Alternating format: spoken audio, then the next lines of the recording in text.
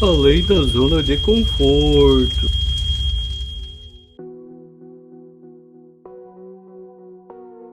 A entrevistada de hoje tornou pública sua transição em 2010, quando tinha mais de 60 anos. Começou como crossdresser, passando depois a se entender como travesti, mulher transgênera, até se denominar como uma mulher social ou ainda uma mulher possível. Laerte Coutinho acredita que não existe limitação no que se refere aos gêneros e é ativista da causa LGBTQIA. Esse é o episódio 2 de 3 episódios dessa série do Além da Zona de Conforto. E vamos falar sobre gênero e identidade. Bom, a gente já meio que tocou um pouco nesse assunto, mas assim, quando foi que realmente você se sentiu, se você puder nos contar, evidentemente, quando que foi que deu aquele estalo, assim, que você falou assim, olha, eu não posso mais ignorar a minha sexualidade, eu tenho que viver isso, e como que foi isso? Foi algo que ficou mais forte mesmo, ou já vinha já batendo em você há muitos anos antes de você decidir? Eu sempre soube que eu gostava de fazer sexo com homens, porque foi assim que eu comecei a minha vida sexual. Agora, isso me assustou bastante, a ponto de eu bloquear e botar isso, esconder, né, isso de mim mesmo, assim, quer dizer, procurar me convencer que tinha sido só uma fase, tal, tal, tal.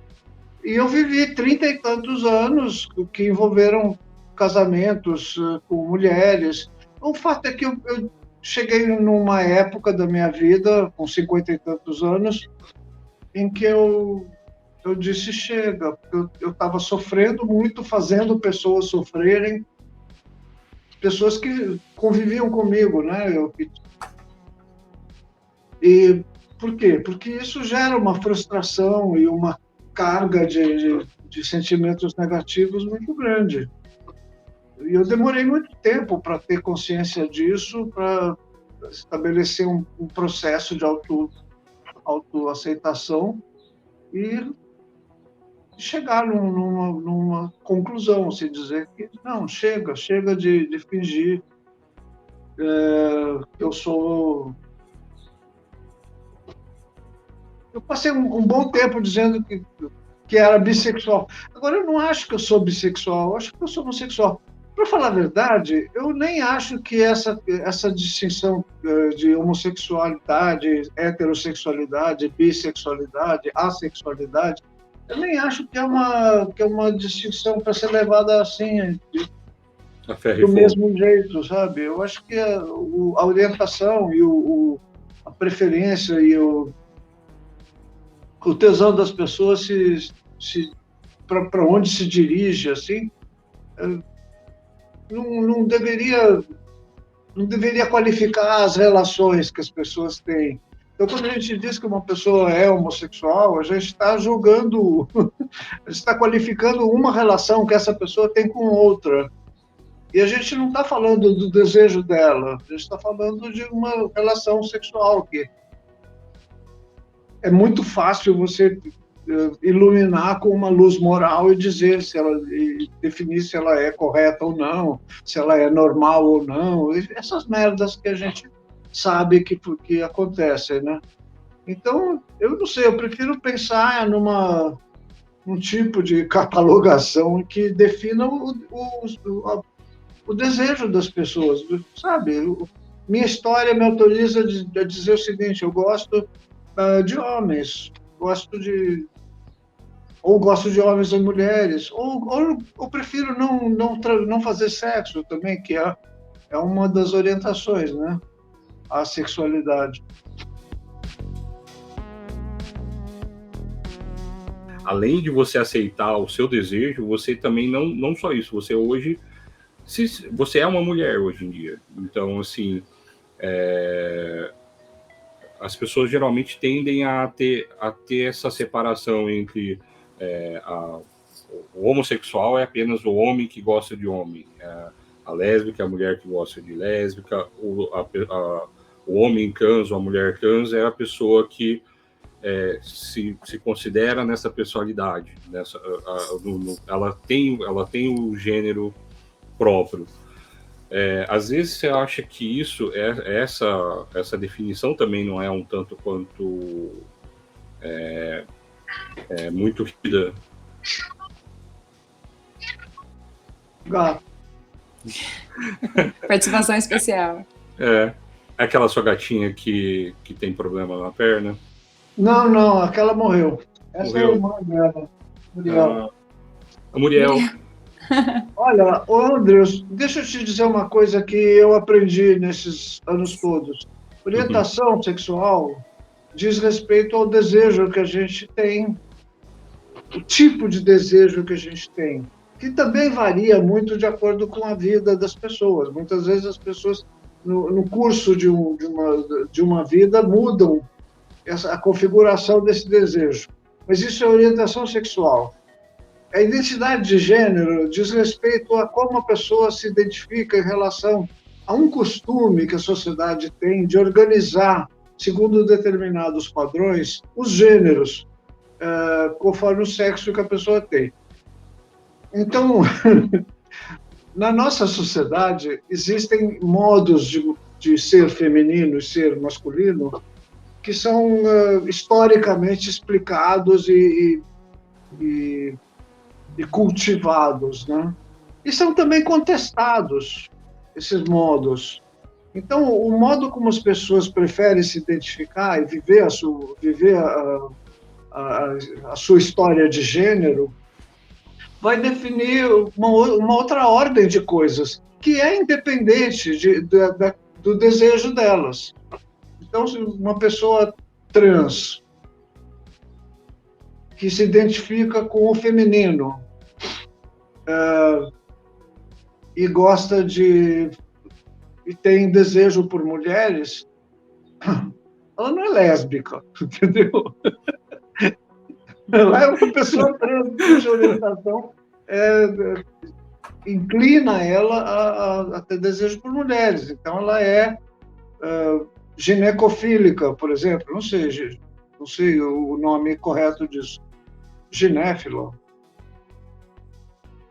Andrófilo, ginéfilo. O fato é que você se atentar para o que é o desejo das pessoas, eu acho que cria uma visão melhor assim, do comportamento humano. Para isso, tem essa coisa de gênero, né? A vivência de gênero coloca uma outra ordem de problemas, uma outra ordem de questões. Olha que, em termos de escolhas de gênero, a pessoa tem um leque absurdamente grande de possibilidades. Ela pode escolher ter um comportamento feminino marcadamente tradicional, assim. Ela pode optar por procedimentos físicos, como cirurgia ou como hormonização. Ela pode não fazer nada disso. Sabe, é uma quantidade de possibilidades muito grande. Então, quanto mais a gente se distancia dos cânones, dos padrões canônicos assim, de gênero, eu acho que mais a gente vai estar vivendo a liberdade, uma situação de liberdade de procedimentos. Tem uma pergunta que entra bem nisso, né? A gente percebeu nas entrevistas que você não tem o problema quando as pessoas confundem a questão de gênero, né? Ela ou ele, você não parece não se incomodar. Mas você acha que isso irrita a comunidade da causa LGBTQI? Né? Como que você lida com isso? Eu prefiro que me chamem no feminino, sim. Uhum. Eu não insisto e faço questão fechada desse tratamento da parte de gente que me conhece há muito tempo, que são amigos queridos ou que são meus parentes. Quanto a isso, eu não faço questão de... Mas eu quero que me tratem no feminino, sim. Eu quero ser reconhecida como alguém da área do feminino, né? Diferente de exigir que me reconheçam como mulher, por exemplo, não importa se me reconhecem como travesti ou como homem, como pessoa trans, mulher trans, eu prefiro que me tratem no feminino. E aí eu sei que muitas vezes as pessoas tratam no masculino com alguma malícia, como um jeito de ser agressivas, né, de me agredir. E aí eu faço questão, sim, de achar ruim. Então, Laerte, a gente vendo o seu trabalho, a gente acabou percebendo que mesmo antes da sua transição, você já tinha alguns traços de sensibilidade, e foi o que a gente notou em uma das revistas do Piratas do Tietê, de dezembro de 1990. A gente notou uma contracapa que tem aqui Roupas que Amei.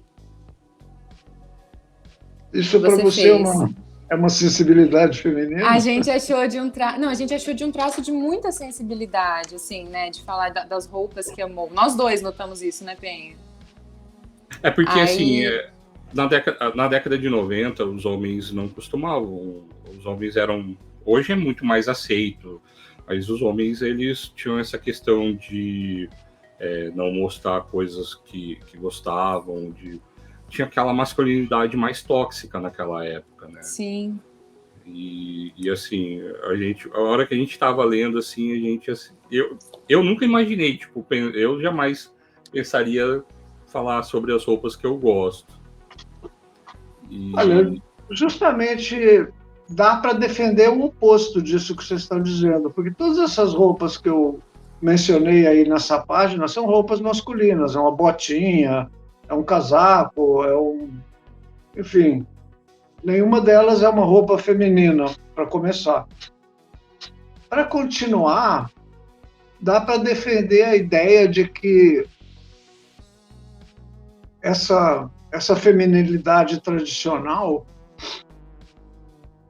valoriza roupas enquanto um universo de possibilidades, mas não valoriza peças individualmente. Eu poderia defender a ideia de que determinadas peças de roupa valorizadas numa relação pessoal, eu posso dizer que isso é uma característica masculina, por exemplo. É uma defesa meio audaciosa, mas eu posso dizer que é isso. Homens, para homens, a ideia de ter uma roupa é menos, não é que é menos importante, mas tem uma importância diferente do que as mulheres. Tudo isso que eu estou falando é entre aspas, pelo amor de Deus, né? Do que as mulheres têm, como se a gente podia dizer que os homens tradicionalmente têm uma relação de valor de uso com as roupas, e as mulheres têm uma relação de valor de troca com as roupas. O que vocês acham disso? Eu vou ser bem sincero, assim, não é nem por uma questão de masculinidade ou nada, mas por ser grande, muito grande, dos dois sentidos, para mim as roupas têm muito mais uma questão de uso. Eu não tenho nem como ficar falando sobre moda, porque as roupas, a moda não é feita para pessoas grandes, geralmente. Então, eu tenho, assim, tem roupas que eu acho bonitas, eu acho lindas, mas eu sei que não servem para mim. Mas nesse sentido, o que a gente observou, assim, é que geralmente o homem ele tem essa tendência a colocar a moda ou a roupa ou o que quer que seja como algo necessário, mas não. Por exemplo, você como mulher, você acorda, você vai sair, você vai escolher um brinco, você vai escolher um vestido que combina com um brinco, você vai escolher, você vai comprar um óculos que combine com o seu perfil de... O homem acaba... Eu sei que, assim, é é meio falacioso também, porque tem muito... o homem também tem essa escolha estética, mas ele não assume isso, né? Por que eu usei tantas aspas? Porque para mim não existe essa coisa do homem e a mulher. Isso são cânones e são parâmetros que não fazem mais sentido para mim. O homem gosta disso e a mulher não gosta daquilo. Sabe? São ideias que não fazem muito sentido para mim. Então, essa pequena tese que eu defendi em relação a roupas aqui, ela é toda aspeada, porque eu mesma não defenderia isso.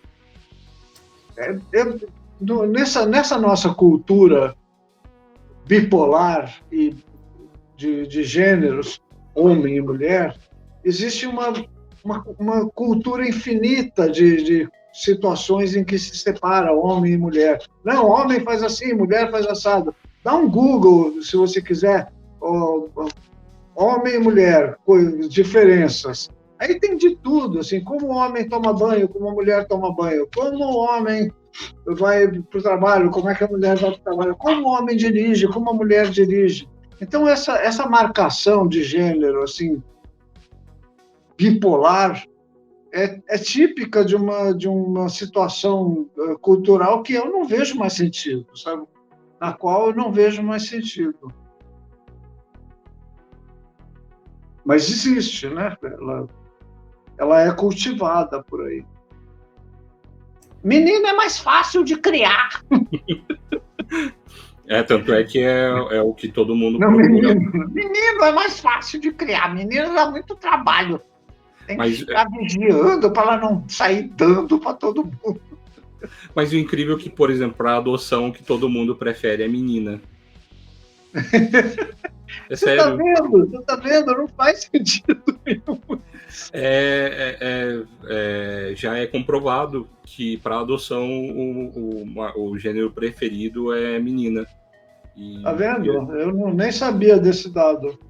Pois é. E se você fosse fazer de novo essa capa hoje, essa anticapa, quais seriam se você fosse atualizar essa antecapa do que a gente trouxe? Das roupas? Isso. Quais seriam agora as roupas que você escolheria como mulher? Eu acho que tem alguns vestidos, inclusive, que eu guardo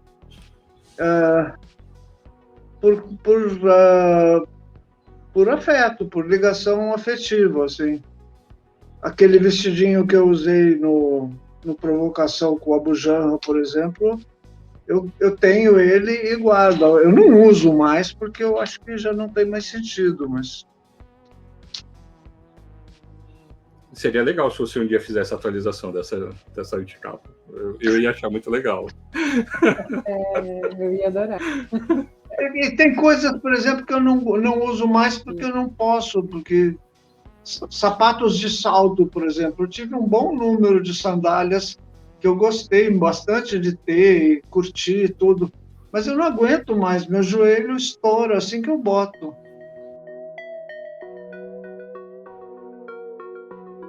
Você já se classificou como crossdresser, travesti e agora como mulher transgênero, né? Mas assim, você acha que essas mudanças foi uma construção própria ou foi uma autoaceitação ou mesmo uma jornada de autoconhecimento? Todas essas coisas são nomes mais ou menos aquilo que a gente já tinha falado, né? Crossdresser, por exemplo, é travesti, significa a mesma coisa, mas tem um uso social que é diferente. Naquela época, crossdresser era assim uma espécie de passaporte do pecado. Quer dizer, eram homens que tinham vidas cisgênero, tinham uma exposição social cisgênero, mas que eram transgêneros e na intimidade. Então, em situações especiais, em festas especiais, em fins de semana específicos, assim, as pessoas se montavam, né? que é isso? É transgeneridade, é sempre transgeneridade, mas o modo como aquilo socialmente se realizava qualificava essa atividade toda como crossdressing. Hoje em dia, nos sites de sexo, de busca para encontros sexuais, assim, crossdressers, CD, né? É uma coisa muito específica. É um homem que gosta de vestir calcinha, que gosta de vestir sutiã, gosta de vestir, mas não, que nem faz questão de se depilar, nem nada. É mais um fetiche do que sexualidade em si. É mais um fetiche, exatamente. Mas o termo crossdressing ainda define, né, uma área de sexualidade. De atuação. Sexualidade não, gênero. Desculpa. Depois eu me entendi como travesti, porque também é até uma maneira de você tirar a palavra, o termo travesti dessa área de preconceito, né? Essa área que é uma área de preconceito classista, assim, as travestis eram consideradas, né, do ponto de vista dessa visão preconceituosa, como gente que estava na área da prostituição e que eram pessoas mais pobres. Então, tem uma visão classista e preconceituosa que situou o termo travesti nessa situação, assim.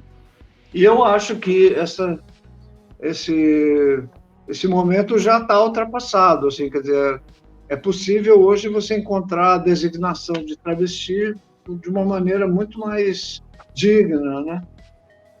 E mulher trans, homem trans, a transgeneridade, esses termos todos, eu confesso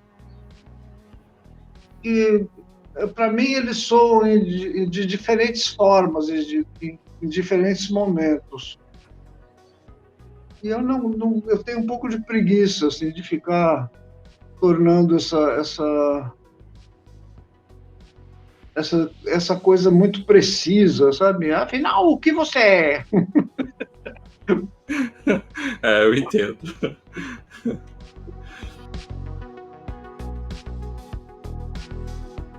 Você, às vezes, eu vejo você sempre falando que você não se considera muito corajosa, que você não teve essa...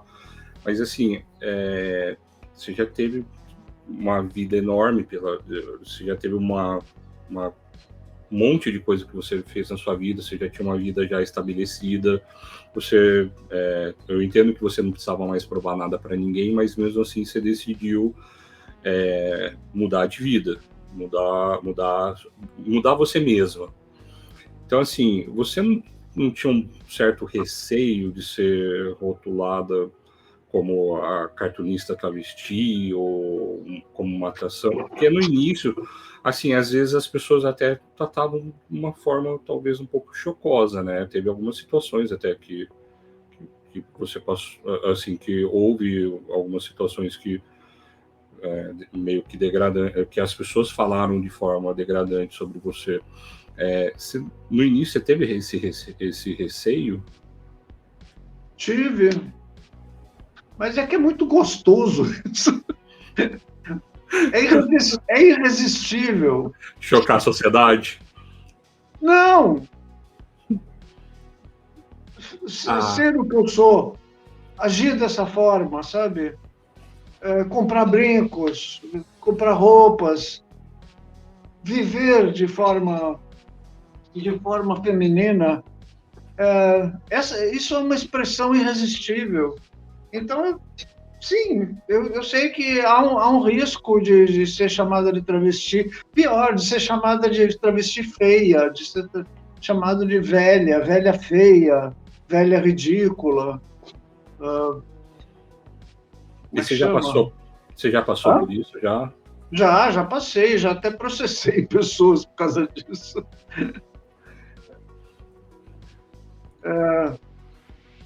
Mas é que é irresistível, né? Não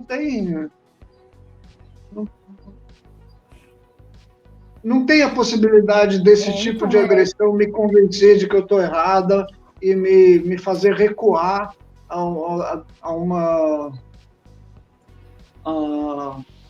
um estágio, né, de reclusão. Isso não tem essa possibilidade, por quê? Porque é bom demais.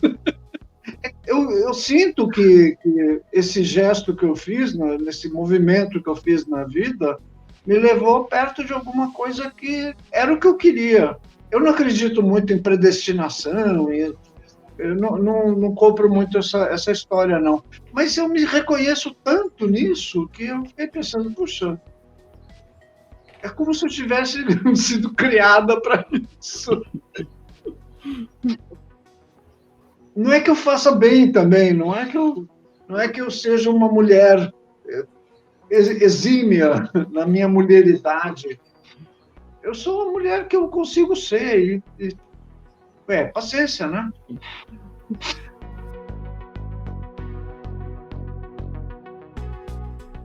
Laerte, você já passou por grandes mudanças, né, ao longo das décadas.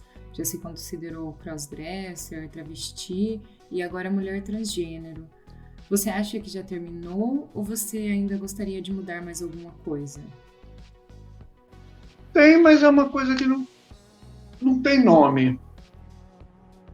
O que eu tô buscando, eu tenho buscado através da análise, da psicanálise, né? Eu faço análise e procuro resolver certas questões que são aflições pessoais minhas, e eu gostaria de resolver isso, sim. Não sei quanto tempo ainda tenho para explorar formas novas, sabe, respostas novas, porque esse leque de possibilidades vai se restringindo mesmo à medida que a gente vai ficando mais velho, até por condicionamentos físicos, né? Mas eu gostaria de entender e me aprimorar nesses itens, sim, que não são itens que eu possa mencionar aqui, sabe? São coisas que não porque sejam indevidas ou inadequadas, mas porque são imprecisas, são coisas meio indefinidas ainda.